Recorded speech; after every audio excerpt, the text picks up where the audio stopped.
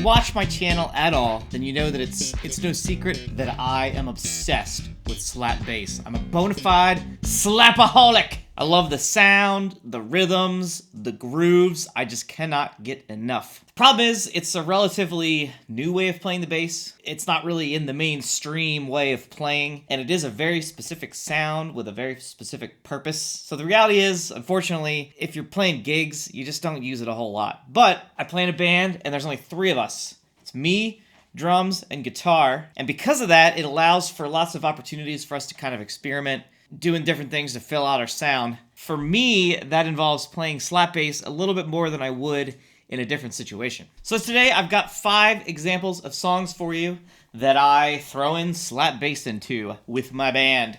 Some of these I sort of made my slap bass part as the core of our own arrangement of a song, and some of them, most of them, it's just every now and then if we need that extra little bit of oomph behind our sound, I'll throw in some slap lines. Number 1 is Good Times. You know that as also Rapper's Delight. 3 on E.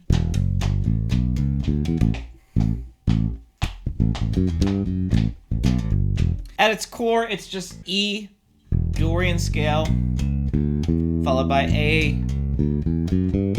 Mixolydian. Because they're, at the end of the day, they're the exact same scale. E Dorian, A Mixolydian, D major. Anyway, that's enough music theory talk. Let's get to slapping.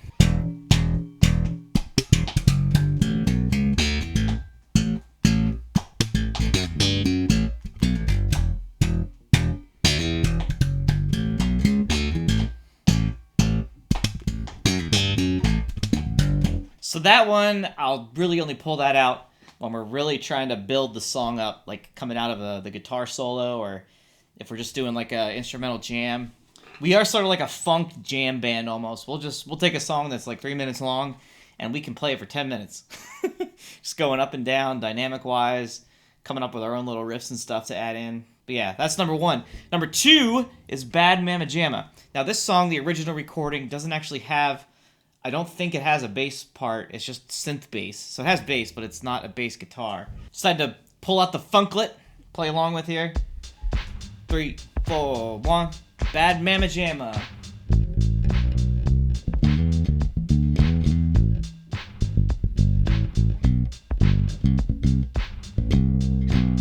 For this song, I play a slap bass version of that whenever there's no singing, when it's just the instruments. For the intro, between the verses and the chorus or something, during the guitar solo, I'm almost always slapping.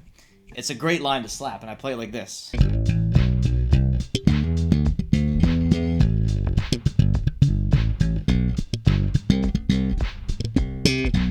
And I sort of have varying levels of slapness intensity that I can throw on top of that. I can do...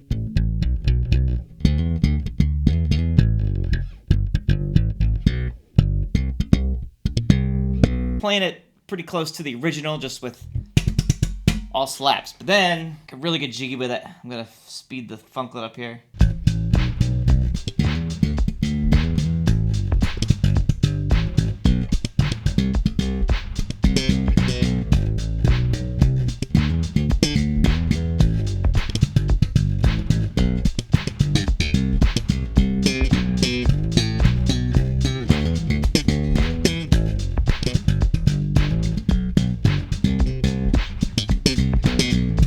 I mean, I would only play that last one, that last version, at like the absolute pinnacle of the song or something. Most of the time, it's somewhere that either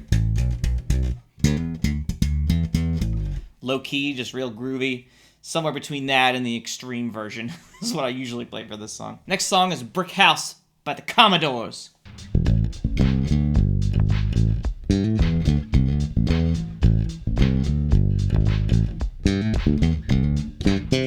We do it a little bit slower than the original, and we don't have like horns or anything. It kind of frees me up to play, you know, whatever I want, pretty much. But I try to serve the song. I started doing this cool thing.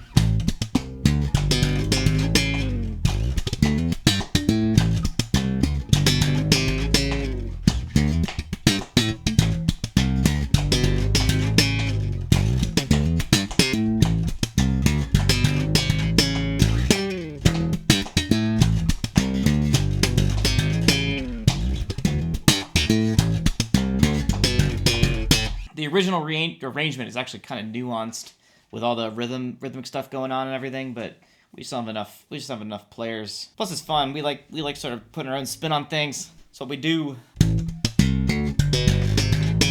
The last song on the list for today is Seven Nation Army. Seven Nation Army.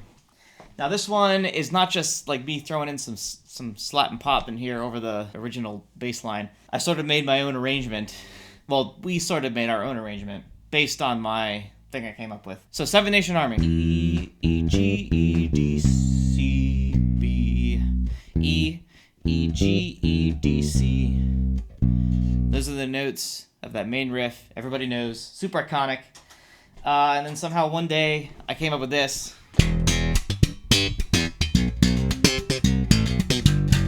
Let me get the funklet going.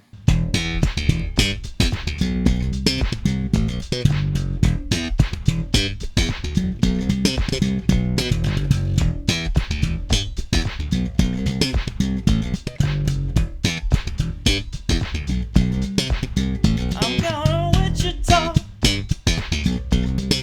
far from the Sabra forevermore.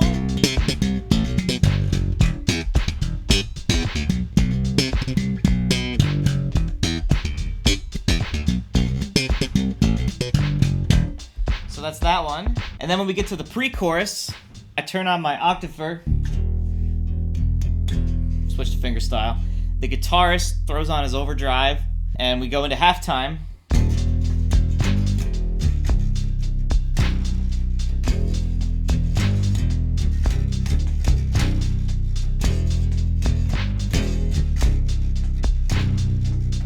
It's like the instrumental break after the chorus.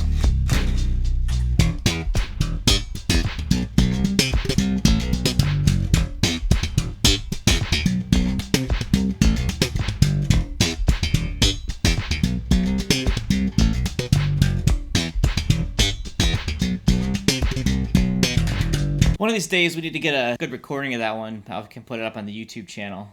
I just don't have a decent recording of it yet. Someday, hopefully. If you want to learn to play some of these lines on your own at home, you can go to maxhbass.com. I will have these tabs for sale for each of these grooves I put together. They'll all be in one sheet. I'll call it like Slap Bass Remixes Volume 1. If you want to level up your slap skills, go check out my Essential Slap Bass Toolkit video. It'd be a great one to watch next, so you can start getting yo slapping and popping on, thumping and plucking. You know, I get corrected sometimes that it's called thumping and plucking. The reality is, it's slapping, popping, thumping and plucking. But I have to admit, I really like saying thumping better than slapping. Slapping sounds like such a violent action. It's really not. I'm not hitting it that hard. Like, I'm just thumping.